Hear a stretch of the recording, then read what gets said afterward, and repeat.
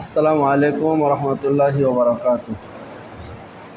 আলহামদুলিল্লাহি ওয়া কাফা ওয়া সালামুন আলা মান লা নাবিয়্যা বা'দা, আম্মা বা'দ। ফাআউযু বিল্লাহি মিনাশ শাইতানির রাজিম। বিসমিল্লাহির রহমানির রহিম। ইকরা বিসমি রাব্বিকাল্লাযী খালাক, খালাকাল ইনসানা মিন আলাক। ইকরা ওয়া রাব্বুকাল আকরাম আল্লাযী আল্লামা বিল কলম, আল্লামাল ইনসানা মা লাম ইয়ালাম।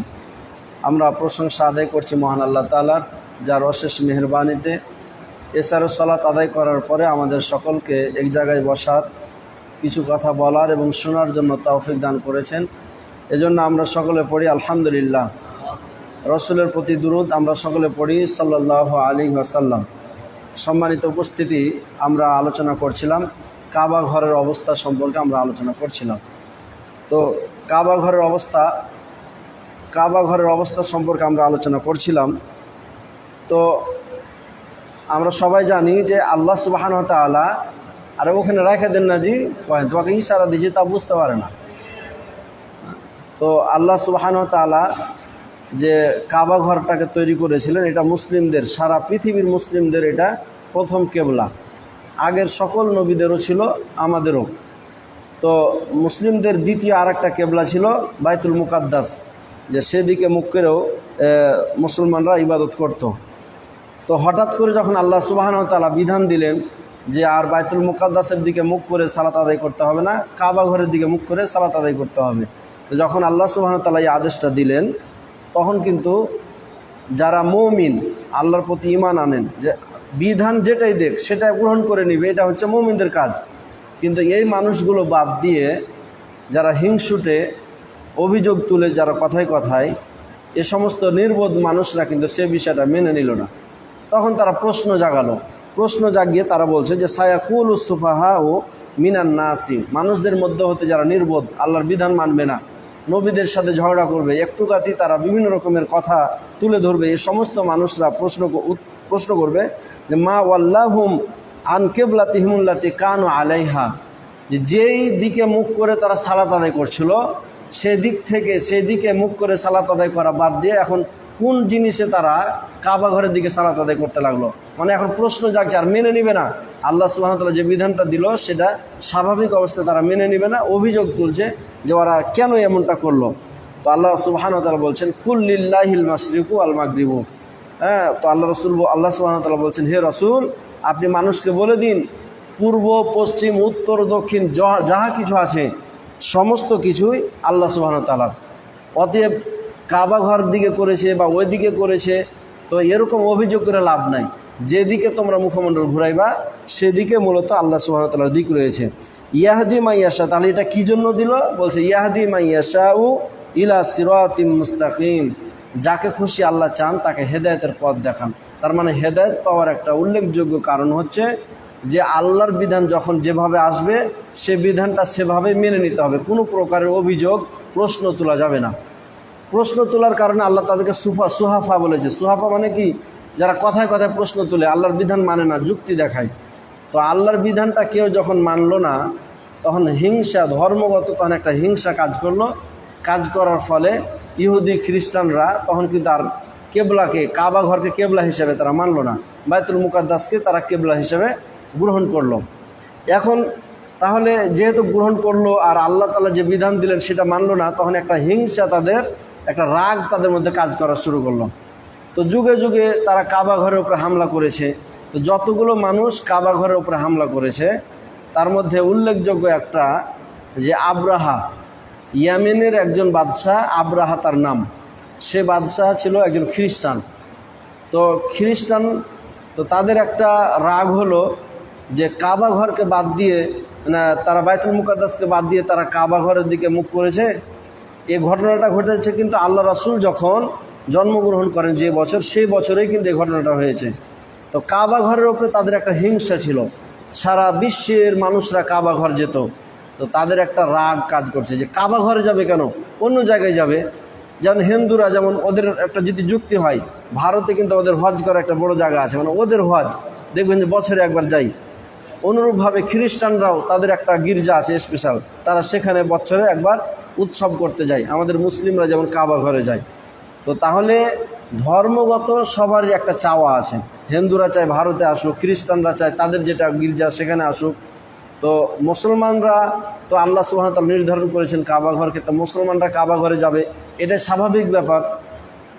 এখন তাদের সমাগমটা খ্রিস্টানরা কিন্তু দেখতে পারে না, মানে হিংসা একটা কাজ করছেন।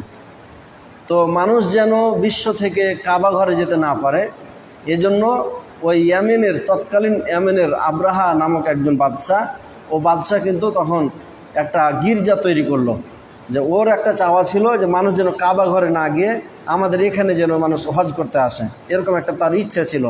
এজন্য তখন তারা কাবা ঘর তৈরি করলো। তো যখন ওরা কাবা ঘর সমতুল্য একটা গির্জা যখন তৈরি করলো, তখন মক্কার মানুষরা কিন্তু একটা ক্রোধ রাগান্বিত অবস্থা হলো যে আমরা এখানে সব হজ করতে আসছে, ওরা আবার তৈরি করলো, তার মানে এখন এখানে আসবে না, এখন ওখানে এরকমটা করলো। তো এই চিন্তা ভাবনা করে তখন ওখানকার যে একটা যুবক, কয়েকজন যুবক মিলে পদক্ষেপ নিল যে যাতে আমরা ধ্বংস করতে পারি। তো ওর মধ্যে একটা যুবক ওই আব্রাহার যে গির্জাটা তৈরি করেছিল ওই গির্জাতে গিয়ে পায়খানা করে দিয়েছে। তো যখন পায়খানা করেছে তার আরও তো রাগ হবে তো রাগ, এখন পায়খানা করে দেওয়ার পরে ইতিহাসে লিখছে যে তার গির্জাটা নাকি ভেঙে দিয়েছিল, আগুন দিয়ে পুড়িয়ে দিয়েছিল। তো এই যে যখন তাদের একটা রাগ কাজ করলো, তখন আব্রাহা চিন্তা ভাবনা করলো যে আমি যেভাবেই হোক কাবা ঘরকে ধ্বংস করে আমি এটার প্রতিশোধ গ্রহণ করব। তো এভাবে সে দলবল তৈরি করলো। দলবল তৈরি করার পরে সে যে সমস্ত মানে হাতি নিয়ে সে যুদ্ধ করেছিল, তো হাতি নিয়ে যুদ্ধ করতে এসেছিল, সেজন্য তার নাম হয়েছে আসহাবুল ফিল। ফিল মানে হাতি, আসহাব মানে ওয়ালা, মানে হাতিওয়ালা। সূরা আলাম তারা একটা ফিল সূরা আসছে, ওই সূরার মধ্যে আল্লাহ সুবহানাহু ওয়া তাআলা স্পষ্ট ভাষায় আল্লাহ সুবহানাহু ওয়া তাআলা এটা আলোচনা করেছেন। তো সূরা ফিল নাজিল করেছেন, ওখানে স্পষ্টভাবে জানিয়ে দিয়েছেন যে আব্রাহা যখন তার দলবল নিয়ে যখন কাবা ঘর ধ্বংস করতে আসলো, কাবা ঘর ধ্বংস করতে এসে তো তার দলবল যখন মক্কাতে ঢুকলো, মক্কাতে ঢুকেই সেই সময়ের কিছু ছাগল আর উট তারা মানে আগেই ছিনতাই করে নিয়েছে ঢুকার পরেই।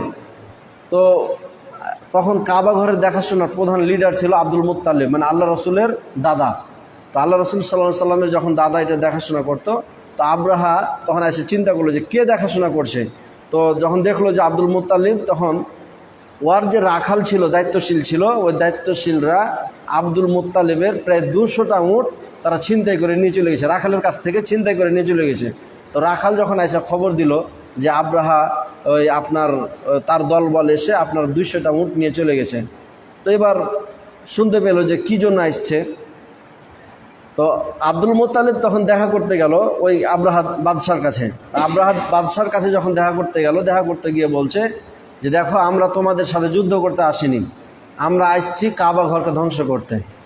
তো আব্দুল মুত্তালিবের কথা যে কাবা ঘর তো হচ্ছে, কাবা ঘরের মালিক হচ্ছে আল্লাহ, তো আল্লাহ সেটা দেখাশোনা করবে।